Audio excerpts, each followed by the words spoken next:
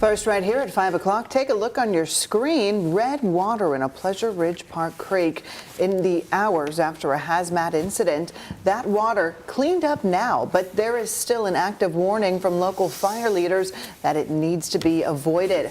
People living in PRP say they spotted that red water on Sunday afternoon. And today it is our top story at 5 o'clock. I'm Shay McAllister. And I'm Doug Proffitt. All new right here at 5. The factory believes an underground pipe froze and then cracked because of the extreme weather. WHAS11's Alexandra Goldberg and our senior photojournalist Alyssa Newton have an update. I was like, oh, that can't be right. There's something definitely going on. WHAS11 News received these images from people who live in Rubbertown. A creek turned deep red. Authorities say it's resin that leaked from a local factory on Sunday evening. We were out here just cleaning up and doing stuff around the house, and it smelled like really strong paint thinner, and then the creek was like just red. It looked like food coloring was in there. Like it was really, really red. Pleasure Ridge Park Fire Chief Jason Myman said while the investigation is still ongoing, authorities believe the spill happened at Bakelite. It's a plastics and resin manufacturing plant on Campground Road. Everything is indicating to this facility, but this facility has worked very well with the fire department and local emergency responders, as they too want to get this problem solved. They too want to figure out what happened, if anything at all. As of Monday afternoon, that deep red color is now diluted, but this is the creek that runs through Riverside Gardens, where neighbors noticed that something wasn't right in their own backyard. Yeah, they're all pretty concerned about, because this creek runs to the Ohio River, and also it runs through a bunch of our backyards, so everyone's being affected. Lupita Picardo lives on the residential street next to the factory. Why weren't we notified? Because usually they're supposed to be like a siren or something when they have a chemical spill, and nothing was set off or nothing was put out or anything letting us know hey, there's something going on. Authorities say there's no harm to the public, but they're asking those in a half-mile radius to stay clear of the streams until an environmental group gives the all clear. It's a rarity that a product, when there is an incident, is released into a public area. A rare red sight this street hopes it'll never see again. In Rubbertown, Alexandra Goldberg, WHAS11 on your side. Bakelite, by the way, said it found trace amounts of butyl acetate, which is discovered and found in things like resin and nail polish remover. In a statement, they said in part the fire department conducted air monitoring along the creek to determine there was no airborne contamination concerns. Working in conjunction with the fire department and sampling of the stream, it was determined that the release was not a risk to public safety. A JCPS student's facing criminal charges tonight after making a false call to Marion Seymour High School this morning. Just before 10, officers were dispatched to a report of hearing active gunshots. JCPS said authorities quickly knew the call was fake and there was no threat to the school. Officers cleared the school as a precaution. The district said a mental health team is available to talk to any students who might need it. JCPS also dismissed social media chatter that immigration officers were at the high school Monday, calling those claims false.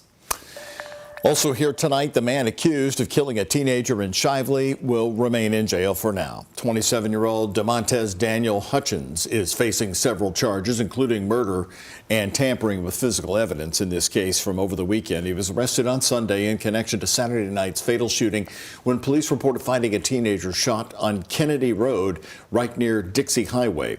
Overnight, the suspect's bond was set at $1 million, which his public defender argued was excessive.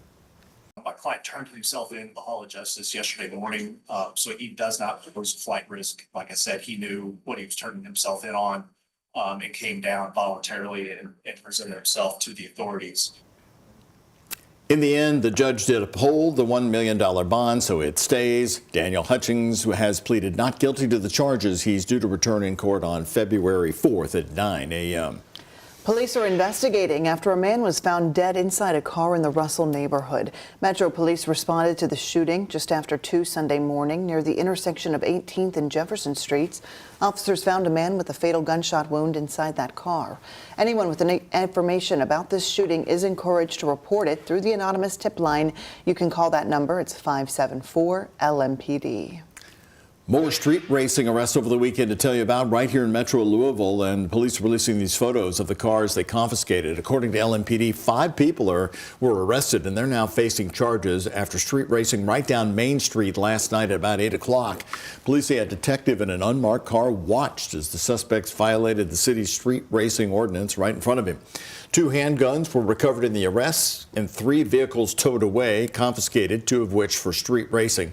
Metro Police say those vehicles have been seized under the ordinance and will remain at their impound lot for the next 6 months. Police say the street racers last night went from Floyd in Maine all the way west to the Belvedere at 5th and Main, revving their engines from light to light.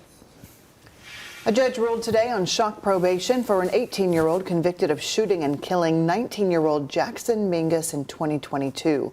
Issa DeLouvre will not be getting out early. DeLouvre served 5 months of his 10-year sentence before asking to be released. At a packed hearing earlier this month, the judge heard his case, but decided letting him out now would depreciate the seriousness of his crime. The mother of the victim told us today she is relieved. DeLouvre was convicted of manslaughter and tampering with physical evidence. If we overextend ourselves and we need more than the substitute drivers that we have right now, then it all starts to back up on us. And I don't want us to get into that position again.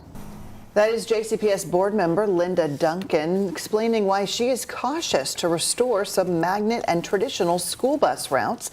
Bringing back those buses is on the table for tomorrow night's school board meeting. It's going to be a big vote possible. Cuts were originally made to make buses run on time due to a bus driver shortage. And of course, JCPS has been leaning on TARC to try to fill that gap. Ian Hardwich joining us here now after covering the concerns of the longtime board member Linda Duncan. What's her perspective on this, Ian? Doug, she's worried about the district essentially biting off more than it can chew. These days, on average, students get home more than an hour earlier each day than the previous school year. So she's concerned on-time buses would be at risk if the routes are brought back. Now, here's the schools we're talking about. The restorations would bring back buses for all students at Coleridge Taylor Elementary School, Young Elementary, Johnson Traditional, but at Butler Traditional, DuPont Manual, and Mail, the restorations would only apply to students on the free and reduced lunch program. A parent who had to take her son out of Young Elementary told us earlier this month the restoration comes too late.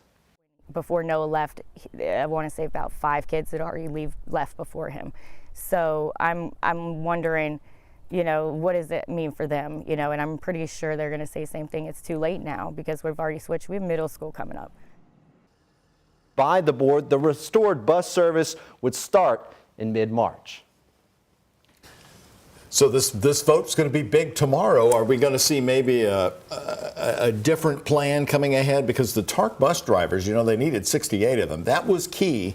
We believe they have a majority of them ready to go. They've got 69 of them. It's called an S certification. It's a different certification than they needed as bus drivers. But yeah, the TARC drivers are absolutely cleared for this. There's a little bit of a tricky part here. Even though if they restore it, it would start in mid-March. No student would be able to transfer back to their original school until the next school year. Okay. Ian, thank you so much. Thanks. Also tomorrow night, the JCPS board will also have an update on the superintendent search with Dr. Marty Polio retiring at the end of the school year. In the meantime, you can weigh in through the Special Search Committee's survey. It asks questions about leadership, diversity, and needs within the district. You don't have to be a JCPS parent or student if you'd like to participate. We have this survey in a story posted on WHAS11.com. And our coverage of this big vote for tomorrow coming up in the next half hour. Louisville Urban League President and CEO Lyndon Pryor is going to be here with us live in the studio to talk about the district's oncoming plan, the incoming plan to restore its routes. Just over the weekend, Lyndon Pryor called for JCPS to bring back its student assignment plan, a version of it which was changed to increase equity district-wide. Lyndon Pryor will be here with us live tonight at 5:30. Today, the great melt continues, and I'm so glad it does. I am ready for that ice to be out of here. It is tough to walk around, Shay, you're right. But, you know, I've become fond of these little snow piles and mountains. The little brown dirt piles? We're gonna miss them. They've been our friends since January 5th, Ben. We're going to agree to disagree about that, but yeah, it is nice to see this big melt happening, as Shay mentioned. Sunshine out there, above freezing, pretty normal temperatures for this time of the year. Made it all the way up to 51 degrees last Saturday. We've got right around 50 degrees for the next several days. A lot more sunshine on the way. Very dry air currently. That dew point at 10 puts our humidity at 28%, so not a cloud in the sky. Beautiful, but just a little bit chilly for this evening, and it's been just a touch cooler over more of that snowpack in Indiana than Kentucky. Lower 40s, Hodgeville, Lebanon, and Campbellsville and Munfordville, where you have mid to upper 30s over southern Indiana. So clear sky overhead with the radar and satellite. Just a light breeze coming in from the west and southwest. Every once in a while, gust around 15 miles per hour. For tonight, mainly clear sky, low temperatures down to near freezing, and then tomorrow, sunshine, southwest winds, and upper 40s and lower 50s across the area. So a very nice Tuesday on the way. For this evening, temperatures will be in the mid 30s, dropping down to around 31 degrees overnight. So hovering near just above freezing most of the night. 44 at noon, and sunshine and up around 54 tomorrow afternoon. It gets even a little bit warmer later this week. And this time of the year, I say it often, when it gets warmer, it often gets wetter. So we're going to be looking at some soggy conditions right before the weekend, but also some of the warmest weather we've seen so far this year coming up. Thank you very much. More local news right here at 5 o'clock. The staff at Melwood Arts Center are cleaning up after the cold temperatures led to flooding over the weekend. You see it right here. Freezing temperatures caused a pipe in the fire protection system to burst. Rushing water left puddles and mud behind, soaking boxes and damaging items. Louisville Fire says the system froze during the cold snap and then burst when it thawed out, but they quickly shut it off, and that kept the damage minimal.